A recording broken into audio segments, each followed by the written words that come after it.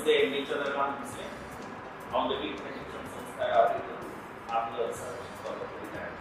तर आज आपण पाहणार आहोत एकूण नीतीवरील काही उदाहरणे. तर यामध्ये एक प्रकट उदाहरण आपण निवडलेलं आहे.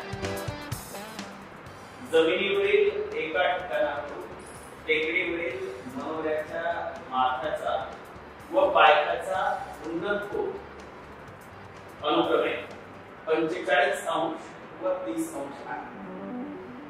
जर मनोऱ्याची उंची 73.2 मीटर असेल तर टेकडीची उंची किती असेल?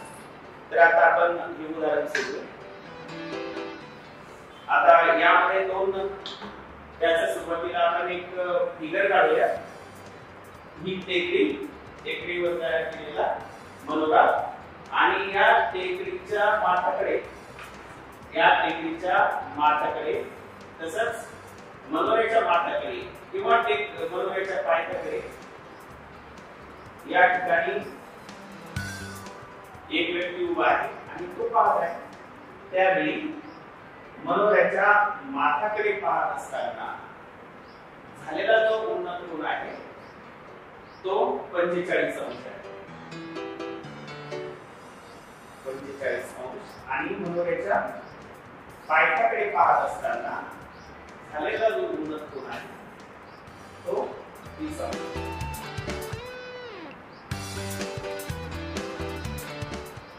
तर आपल्याला यामध्ये मनोऱ्याची उंची दिली आहे आणि मनोऱ्याची उंची आहे 73.2.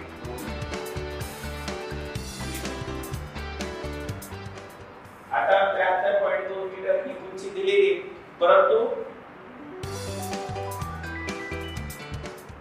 जो माणूस उभा आहे तो टेकडीच्या माथ्याकडे पाहत आहे, म्हणजे मनोऱ्याच्या पायथ्याकडे पाहत आहे आणि तिथून परत आणि मनोऱ्याच्या माथ्याकडे पाहत आहे. तर ते ठिकाण आणि जी उंची आहे किती आहे ती उंची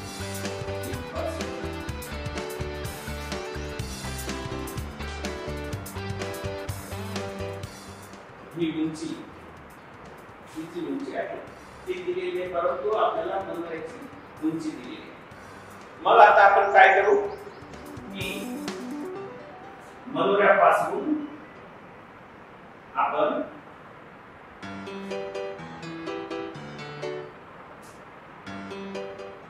त्या टेकडीपासून 1 मीटर अंतरावर हे अंतर आपण आणि आपल्याला विचारलेली आहे टेकडीची उंची ती काय दिलेली आहे तर ती h मीटर आहे.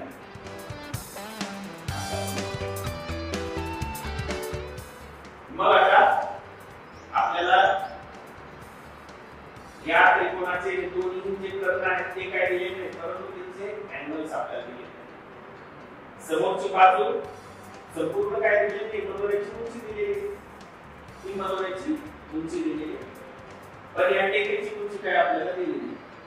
आणि हे जे टेकडीपासून हे जे अंतर आहे ते पण आपल्याला दिलेले. तर आता आपण काय करू, ज्यामध्ये ही समोरची बाजू असेल आणि या कोणालगतची बाजू असेल, ही कोणालगतची बाजू आणि ही कोणाच्या समोरची बाजू, तर ते गुणोत्तर आपण निवडूया. मग ते जे गुणोत्तर आहे मग याला आपण नामकरण देऊ. नामकरण करणं गरजेचं आहे.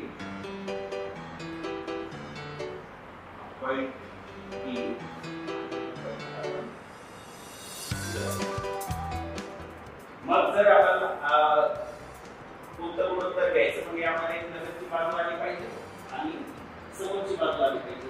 ही कोण दिलेली आहे आपल्याला, त्या कोणासमोरची बाजू आणि कोणालगतची बाजू. मग आपण 45 चा विचार करू अगोदर. तर आपण यामध्ये काय म्हटलंय की टेकडीची उंची काढायला सांगितली. मग टेकडीची उंची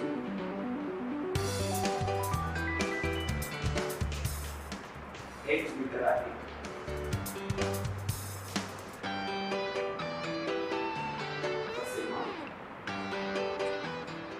ज्या गोष्टी दिलेल्या आहेत त्या तात्काळ आपण मानून टाकायच्या. तर ही x मीटर आहे, h मीटर आहे असे मानू. त्याचप्रमाणे ठिकाण आणि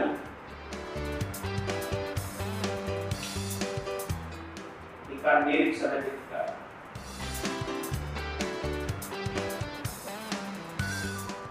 निरीक्षकाचे ठिकाण आणि टेकडी यामधील अंतर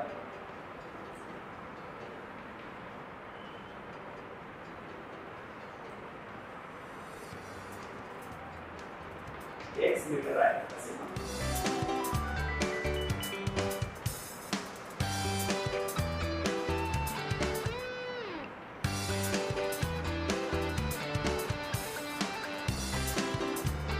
आता हे x मीटर मानला जातो.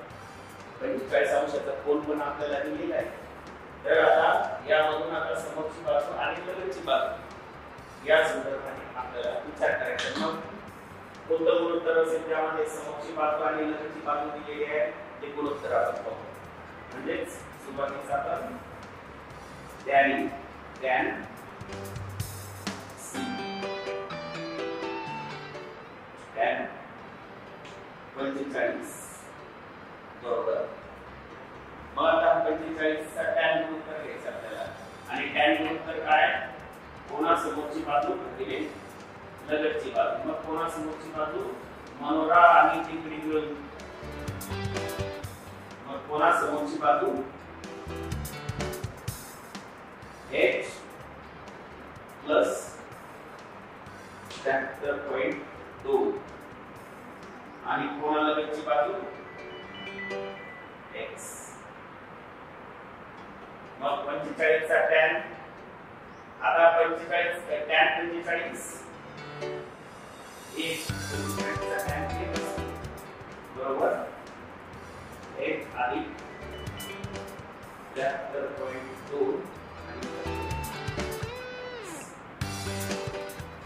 मग आता याचा तिरकस गुणाकार करून x इकडे आला. x बरोबर h अधिक 73.2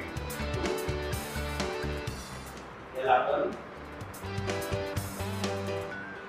समीकरण एक नंबरचं समीकरण तयार होतं. आता आपण त्यामध्ये जाऊ. 30 चा tan आपण इकडे मी आता पुसून टाकतो कारण आपल्याला आता इकडे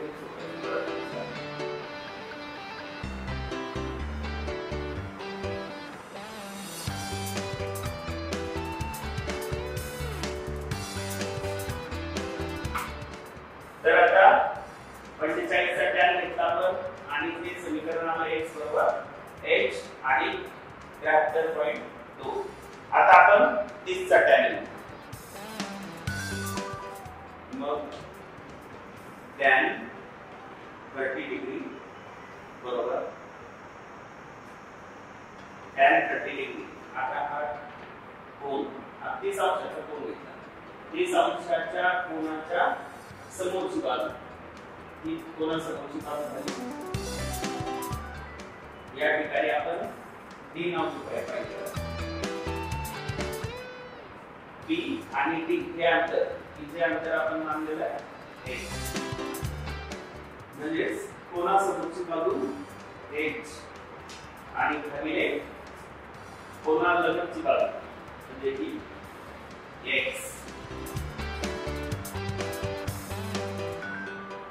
मग 30 चा tan 1/√3 30 अंशाचा जो tan आहे तो 1/√3 बरोबर 1/x. तर आता आपण काय करू याचा तिरकस गुणाकार करून घेऊ.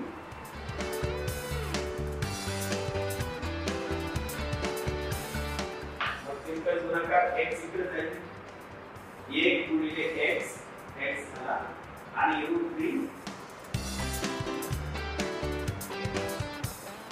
म्हणजे √3 गुणिले x. आता या ठिकाणी x बरोबर 1.732 √3 जर वर्गमूळ आपण काढलं तर ते वर्गमूळात 3 म्हणजे 1.732 आणि त्याला गुणिले x तर हे झालं समीकरण 2. हे दुसरं समीकरण. आता समीकरण 1 आणि समीकरण 2 या दोन्ही x च्या किमती आहेत. या दोन्ही ज्या किमती आहेत त्या x च्या किमती आहेत. तर त्या x च्या किमती आपण टाकूया.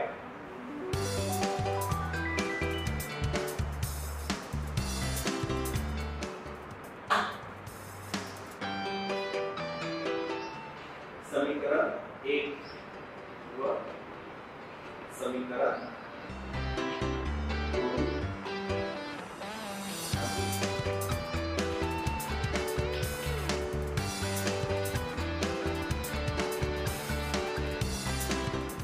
म्हणजे x बरोबर दोन्ही मधील समीकरणाच्या x च्या किमती टाकून आपण आता सूत्र समीकरण 1.732 h ही समीकरण 1 मध्ये x ची किंमत झाली बरोबर dx ची किंमत h अधिक 73.2. आता या किमती आपण टाकल्या समीकरण 1 आणि समीकरण 2 च्या किमती टाकल्या. मग आता हा जो इकडे एक h आहे तो अलीकडे घेऊ म्हणजे तो इथे अधिक आहे इकडे आल्यावर वजा होईल 1.73h वजा h बरोबर 1.732h वजा h बरोबर 73.2. मग या h मधून 1.732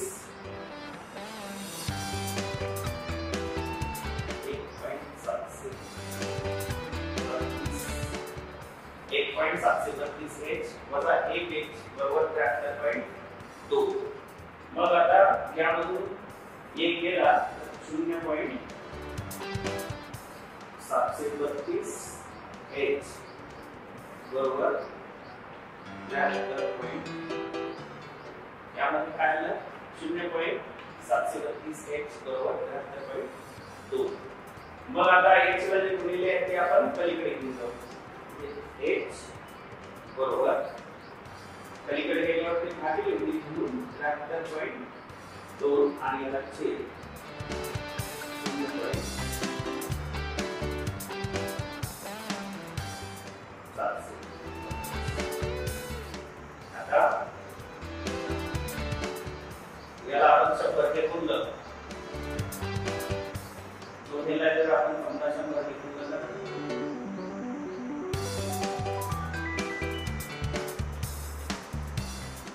7320 आणि 73. आणि जर आपण म्हणजे 73.2 गुणिले 100 याला जर आपण 100 ने गुणलं तर 13,220 हे उत्तर येईल आणि x बरोबर 100 म्हणून एकरीची उंची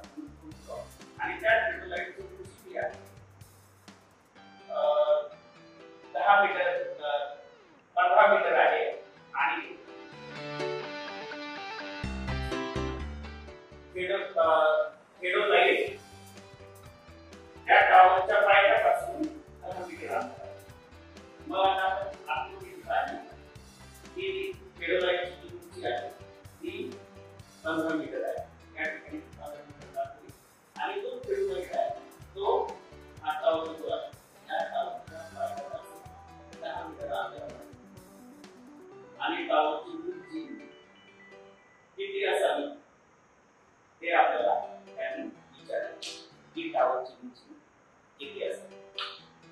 तर आता या आकृतीमध्ये जर आपण विचार केला की ही उंची जी आहे ती फेरोलाइटची 15 मीटर उंची आणि h म्हणजे टॉवरची उंची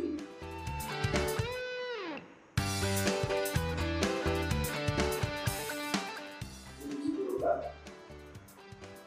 किती झाले की h आणि 15 हे झाली.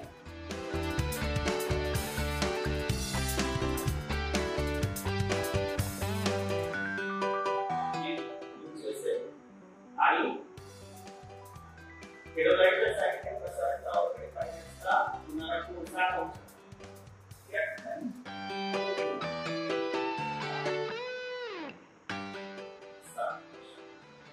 60 अंशाचा कोन.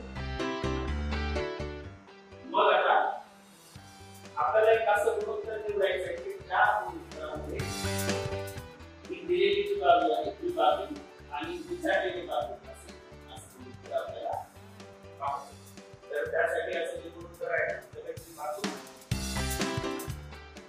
बाजू आणि समोरची बाजू या दोन tan 60 डिग्री बरोबर समोरची बाजू याला आपण नाव देऊन टाकू b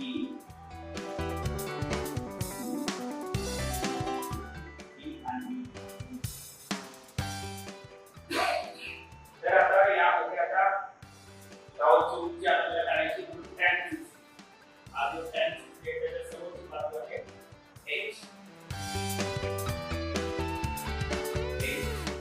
आणि त्याला लगतची बाजू ही समोरची बाजू झाली bc आणि त्यानंतर त्याला लगतची बाजू e म्हणजे या ठिकाणी जे आपण डायरेक्ट आणि त्यामुळे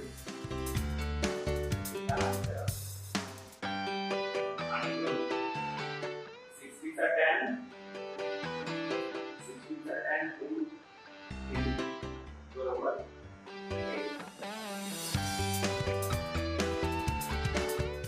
म्हणून एक बरोबर रूट दिला गुणिले उंची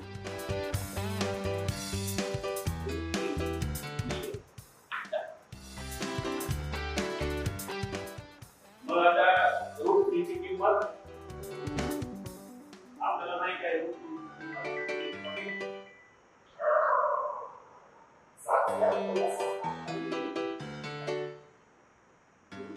3 बरोबर 10 आणि 1 10 गुणाकार करायचा आपल्याला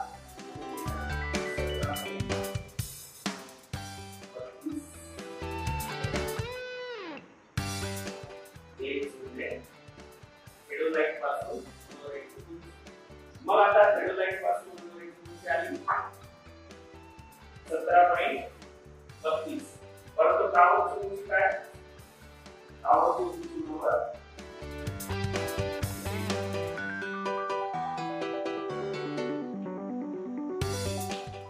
टॉवरची उंची बरोबर h आणि 15 h ची किंमत 17.32